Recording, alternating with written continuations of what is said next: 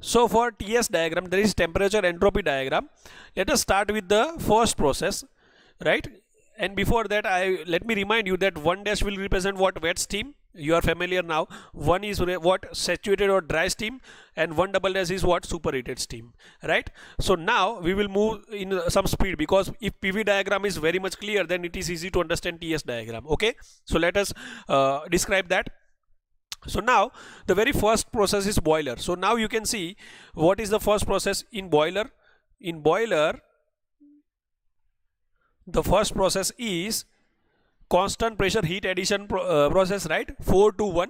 So now constant pressure heat addition. Now this is TS diagram. Now just understand again that this is nothing but saturation dome. Okay, this is our saturation dome. Saturation dome means what, sir? Simple.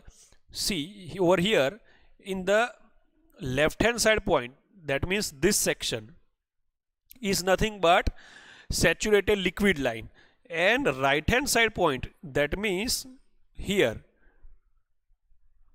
this point, this line will be saturated vapor line. Okay, so you will always appreciate this fact.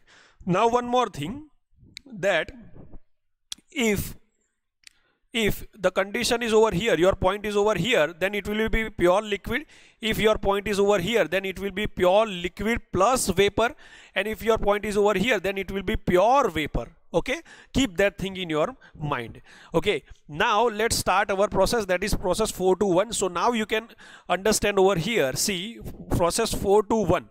Okay, now I am assuming that the inlet of the turbine is superheated steam, obviously, so that will be 1 double dash, right? So now starting with 4 point, so now let's assume that the water is at the inlet of the boiler, the water is at, let us say, 80 degrees Celsius. So now what will happen? You will have to raise the temperature of the water to the boiling point, right? Now assume that the pressure at the boiler inlet is 1 bar. So at 1 bar we know that the boiling point is how much? 100 degrees Celsius. So what you will have to do is you have to increase the temperature from 80 degrees Celsius to 100 degrees Celsius, right? So for that you will have to apply sensible heat. So obviously you are moving from 80 degree to 100 degree, so your temperature is increasing. So now you appreciate this by this curvature. See, only this curvature highlighted by brown color. Okay, so now you can appreciate that at point number this and point number this, you will have two different temperature. That is, here you will have 80 degrees Celsius temperature, and here you will have 100 degrees Celsius, that is boiling temperature or saturation temperature, right? Now if you add more heat, then further what will happen? The water will start boiling. So that is latent heat you are giving, right? So now the water is start boiling. So this is the phase when the water will start boiling and will start converting into the steam, right? So that is the further process, that is latent heat. So here you can observe that the temperature is not changed. You are converting 100 degree water to 100 degree steam, so that 100 degree will remain same. Further, if you are supplying more heat, then what will happen? As you are reaching the point number 1, that is completely dry steam, if you are adding more and more heat, then the temperature of the steam will increase. Now you observe the temperature of steam is increasing, and let us consider and let us assume that it is reaching 125 degrees Celsius. So that is point number 1 double dash, that is 125 degrees Celsius. That is nothing but superheated steam. Okay, so this is how you are plotting the 4 to 1 process, that is boiler constant pressure heat addition. Okay, so constant pressure heat addition process in TS diagram is generally drawn in this fashion. See, like this. Okay, wherein remember that thing, keep in mind, wherein these two processes or these 2 points shall rely on the saturation liquid line and saturation vapor line.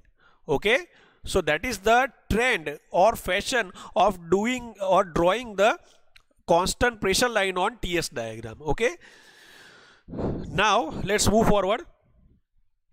Next process is reversible adiabatic expansion process, right? So reversible adiabatic expansion process, let me remove all the signs. Okay, reversible adiabatic expansion process, that is we are right now considering only superheated steam, that is 1 double dash. So reversible adiabatic expansion, that means what? Temperature of the steam will decrease in the turbine, because in the turbine the steam is rotating the blades, so the temperature will reduce, right? And since I have told you that it is reversible adiabatic, and other name for reversible adiabatic is what? Isentropic. Keep that thing in mind for 1 minute. Okay, now let us understand that in turbine the temperature is dropping, so here you can appreciate that from 1 double dash to 2 double dash the temperature is dropping, right? So if you draw a horizontal line on T, then you can appreciate that the temperature is dropping drastically.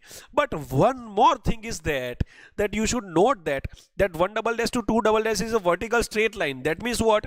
Entropy is not changing. That means what? If entropy is not changing, that means isentropic process.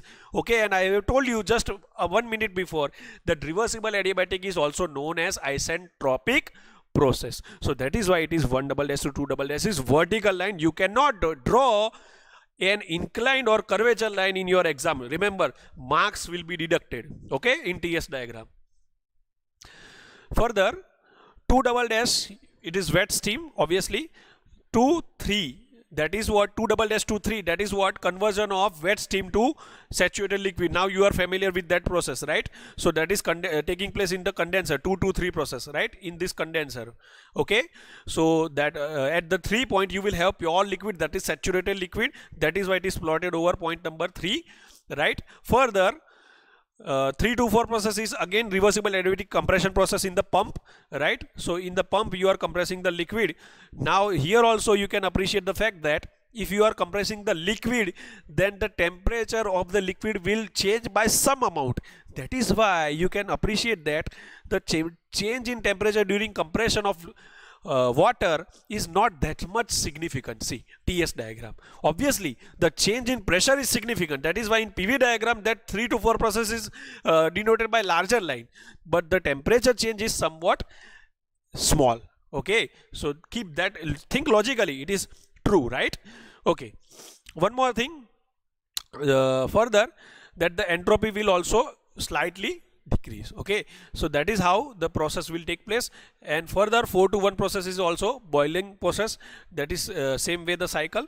Now if at the inlet of the turbine, if the steam is dry steam, then you will start from 1 process, and if at the inlet of the turbine, if it is wet steam, then you will start from 1 dash point.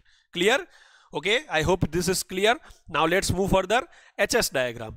Okay, whenever you are asked for Rankine cycle, then you shall always plot this block diagram, then PV diagram, TS diagram, and HS diagram. You will have to remember all diagram. They all are equally important.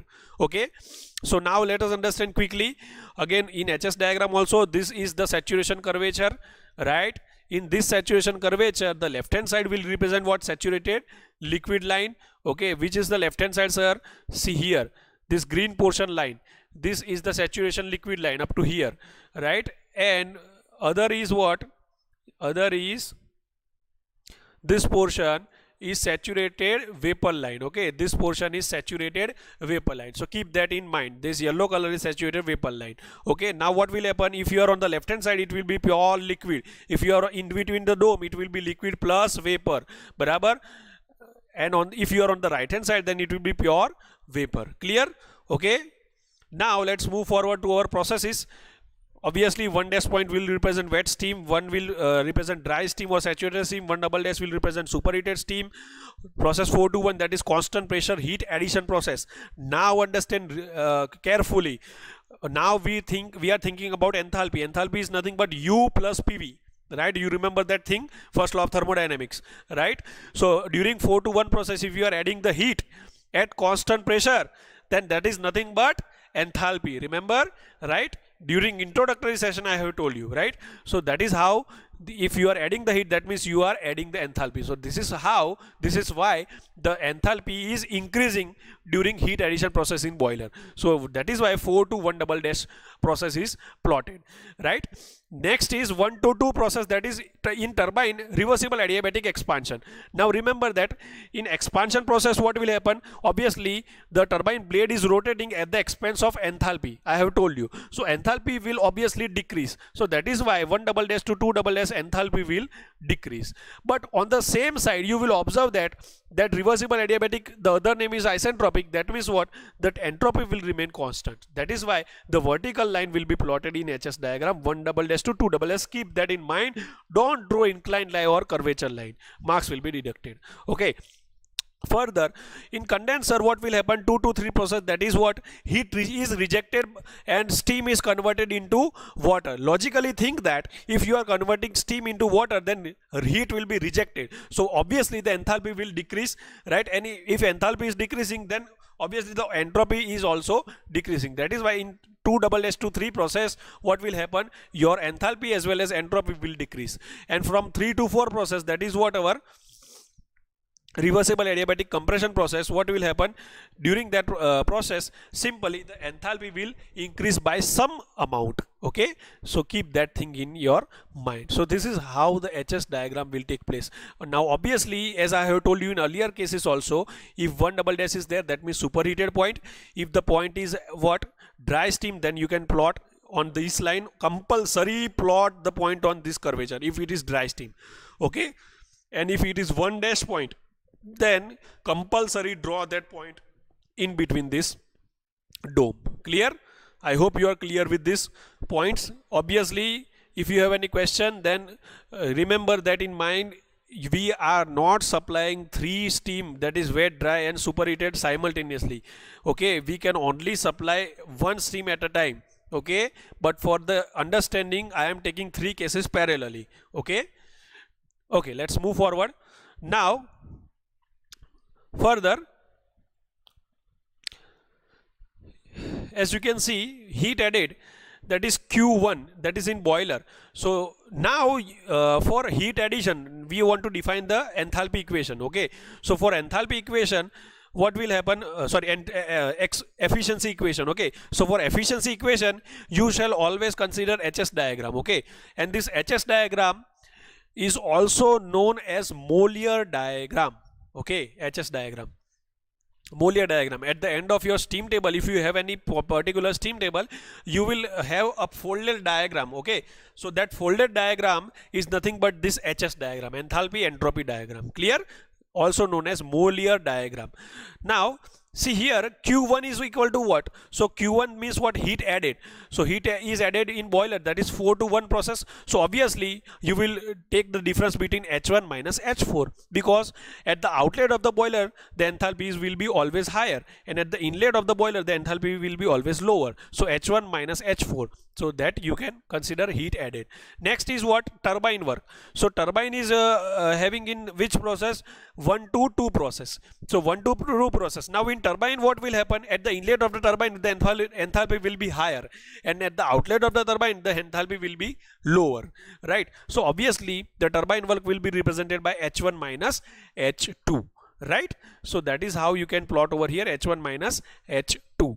Further, process 3 to 4, that is heat rejection process, and process 3 to 4, that is reversible adiabatic compression process, that is compression work or pump work, right? So that pump work will be represented by H4 minus H3, because see over here the pump is between 3 point and 4 point. Now think logically, at the inlet of the pump and at the outlet of the pump. So obviously at the outlet of the pump the pressure will be higher, so obviously at the outlet of the pump the enthalpy will be higher, so H4 will be higher than H3. So that is why H4 minus H3 difference is taken, right? Now efficiency is nothing but net work divided by heat supplied. So that is why net work is nothing but turbine work minus pump work divided by heat supply, Q1. Just substitute all this value, then you will have the final answer of efficiency, right? Derivation is very simple, see, but understanding is somewhat lengthy. Okay, now here remember one thing, as we have discussed in first law of thermodynamics lecture, you will be given the condition of the steam, and you have to identify the enthalpy H using our 3 equations, that is enthalpy for superheated steam, wet steam and dry steam, Hg, right? Then H superheated is equal to Hg plus Cps T sup minus T set, and H is equal to Hf plus X HFG. So you have to use that equations to identify the values, that is H1, H2, right, and H3. Okay, now the thing is how you will identify the value of H4, because for H4 you cannot use the standard relation of steam, because 4 point is what, see in this diagram, 4 point is what, pure liquid, right, and we have the equation for steam, not for liquid. Okay, that Hg, Hf, XHFg, those all equations are for steam only, don't use it for water. Okay, so our 4 point is pure water. Okay, so that is why you cannot use that equation for water. So for that, what we will do, just understand, from the definition of entropy, heat supply is nothing but T into ds, that is temperature into change in entropy. Okay, TDS. Now heat supply dq is also known as U plus dPV. Okay, according to the first law of the thermodynamics. Okay, now here you can see the integration differentiation dPV can be taken into segment as first constants, that means P is constant, the differentiation of second, that is dV, plus second constant and differentiation of first, that is minus V dP. Okay, so this is how you can take it or write it, right. Further, you can appreciate that the fact that,